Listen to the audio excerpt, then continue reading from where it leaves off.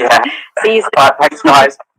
All right. Hello, YouTube. What's up, you guys? I'll give you guys a minute to trickle through. So my name is Cloudy. If you're new here, hello, I'm Cloudy. We've been doing some vocal workshops and now we're doing a little bit of songwriting. So this should be fun because it's going to be a bit different. A little bit more discussion based as well. So if you're finding that you're not engaging too much with the vocal workout type of stuff, then maybe the songwriting stuff is going to be for you, because you kind of get a little bit of a window into how these things work and how you can kind of channel that creativity into using technique, as well as just kind of throwing caution to the wind and seeing what works and seeing what doesn't. So we talked about top lining yesterday, and as I get the Instagram doing equations. Here we go. Here we go. Hello everyone. Nice. That wasn't too bad, was it? That was pretty fluid. We've had it worse. Yeah, not too shabby at all. Awesome. Well, today we're going to continue talking about our top lining. Yesterday we did a brief thing with this, and then all of the technology decided it was not our friend.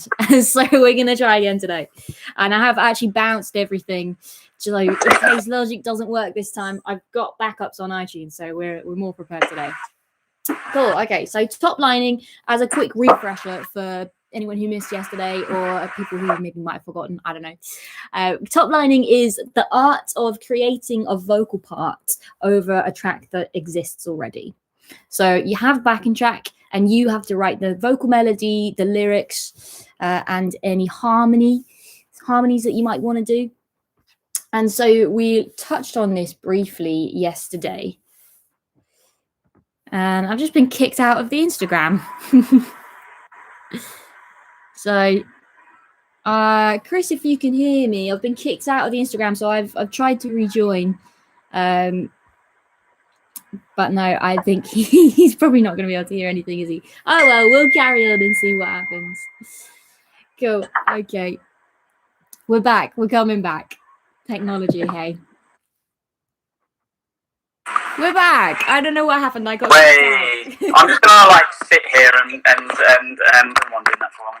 Just sit here, and then in case it does the. Cool. Sounds good. All right, guys. So basically, what I was saying is, you get your track, and you're responsible for doing the vocal part. So all of the vocal melodies, the lyrics, any harmonies. That's all your job as the top liner.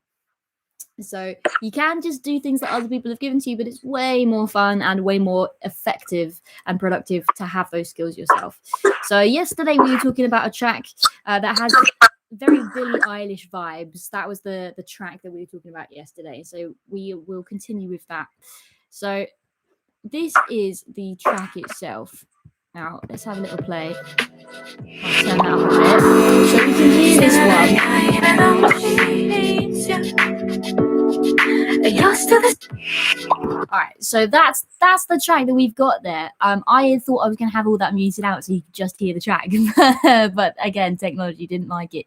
So yesterday we were talking about we got through doing the lead vocal parts of the chorus, right? This was the hook that I came up with, doing very sort of airy vibes, very Billie Eilish kind of whisper singing, I like to call it. It's very kind of laid back and relaxed. And so this was the hook that I came up with. You're still a bad guy even though she needs you. You're still the star on my daydream, yeah. You're still a bad guy even though she needs you.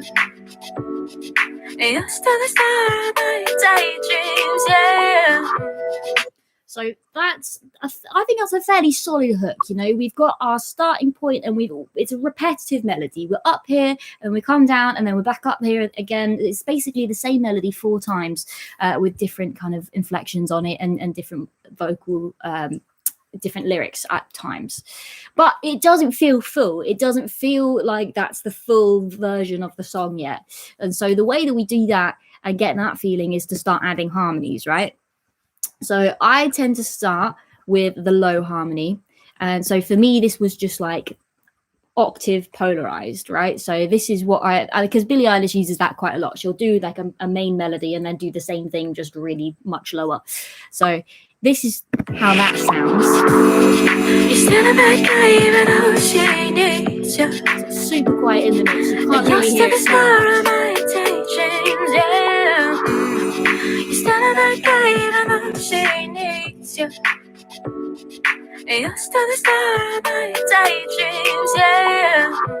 Yeah, super quiet in the mix, that one, because it doesn't need to be too prominent, because it's not the most lovely of tones, is it? It's just there to provide some depth. So we don't need to have that super duper prominent. So we've got our low harmony, we've got our lead. Now my brain works in steps. So I would then go and do the middle harmony. I know people that do it completely the other way around. Some people start high and come lower. Some people do low, then go high, then do the middle. I think it depends on your creative process, but I like to put a bit of methodology to it. So I will work in steps. So for me, this was our middle harmony that we got here.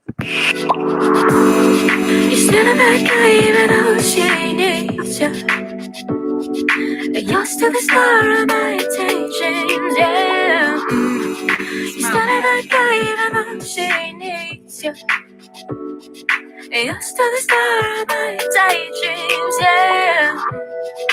So it's starting to feel a little bit more full now. It's starting to feel a bit richer, a bit warmer, a bit more like a real track.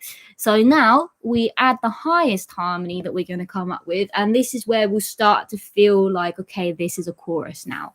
So have a little listen with the high harmony as well. You still never go even though she needs you. You're still the star of my daydreams, yeah. You still never go even though she needs you. You're still the star of my daydreams, yeah. So what we've got really is this effect with the harmonies where some of them kind of go like this. And I like to call these interweaving parts, because sometimes your harmony level isn't all just like this, right? Imagine this is your lead vocal and it's kind of just doing this throughout the whole thing. And your harmony isn't moving at the same place like this. They're not all going like this. They're going like this above your lead vocal and kind of swapping in terms of the area of pitch that's happening there. So that gives a really nice warm feeling, especially when you've got them panned to different sides of your head, as it were. So you really start to hear those different weaving parts and you get warmth in different areas. So it's a really good technique to do that. So what I reckon we'll do is let's just listen through to a little bit of that chorus without the backing track so you can really focus in on those harmonies and the movement that they've got. You're still a bad guy even though she needs you. See, they're going like this. You're still the star of my daydreams, yeah. You're still a bad guy even though she needs you. You're still the star of my daydreams, yeah. So it's that little riff at the end is where they all start to become uniform again and they all travel in one. And so you're not then weaving, you're all traveling in one set way. So that's the hook, and that's the bit that people are going to remember, right? So I always start with that part. And now we have to figure out what we're going to do in the verses. So I'll just play you the second verse. In the first verse and the second verse, I did something very, very similar. Again, it's a lot of breathy stuff. It's a lot of pitch bends, slides. You know, Billie Eilish does that quite a lot and it fits the style. So it's a lot of that kind of thing. Lyrics are very simple, they're basic, because we don't want to be overcomplicating things. The whole point of Billie Eilish's style is that it's simple and it's easy to digest. So that's what we're going for here. So this is the vibe we've got. And my mind is screaming, here we go again. Same kind of vocal patterns, high that comes down low. I try to get out. So it's all very reminiscent of the hook we've already got. My mind is screaming, here we go again. Yes. Yeah, that's the one I want. So we're back in the chorus now. So the hook's back around. You're still the star of my daydreams, yeah. Still that guy even though she needs you.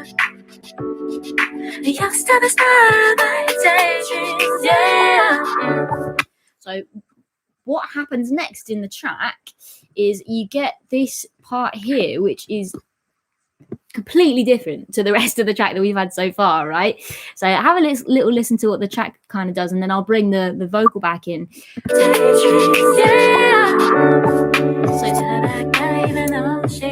Forgot to mute out the harmony there. There we go. So it's a completely different vibe here now. We've got a key change that's happened, and we're in a different world. It's much brighter than the rest of the track. So instead of trying to write to that, because we're coming to the end of the track now, so this is an outro. So instead of trying to write something new to this, I thought the best thing to do was to repurpose the old material that we've already got. So if I bring the lead vocals back in now, you'll see that it's the same idea. It's the same hook, but just tinkered around with so that the melody fits the new key that we're in. So I just did this with the lead and that lowest vocal, that octave double there that we've got. See, same kind of thing happening, right? And then to make it sound fuller, I added loads of R's. So I'll bring those in now.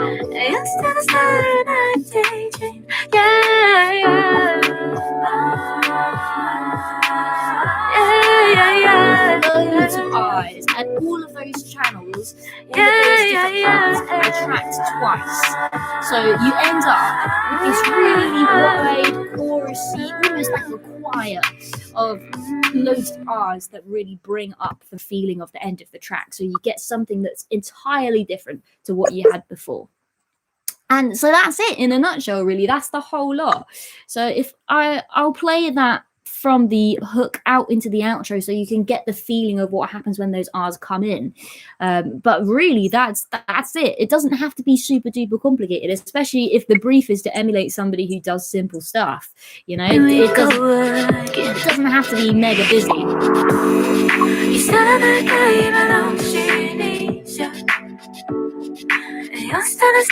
nice and calm. You don't have to do anything more than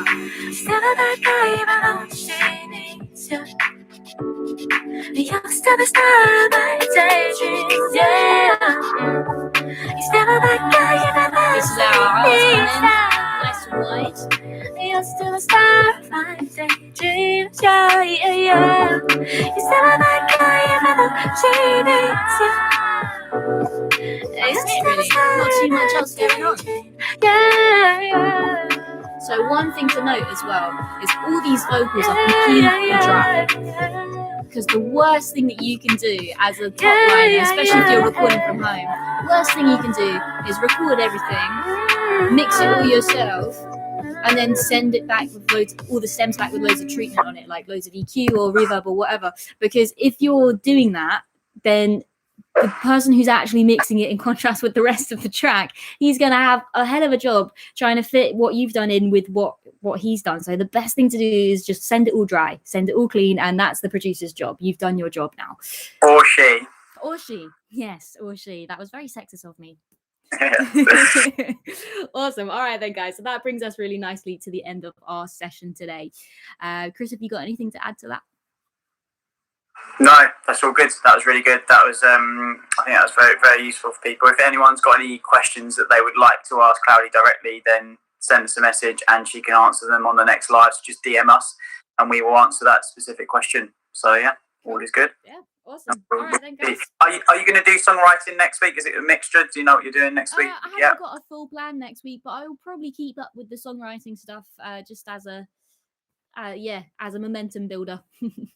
Yeah, and for those of you that have questions, it doesn't matter if you've got a question about a vocal workout question, singing, or a songwriting question. Just ask them. We'll answer them either live anyway. So don't think just send in the questions and we'll take it from there. Cool. All right then, guys. So we will see you on Monday at 1:00 for Pots and Pans 1:15 for this one. For you. For me. All right, bye. Bye. Bye, YouTube. This one.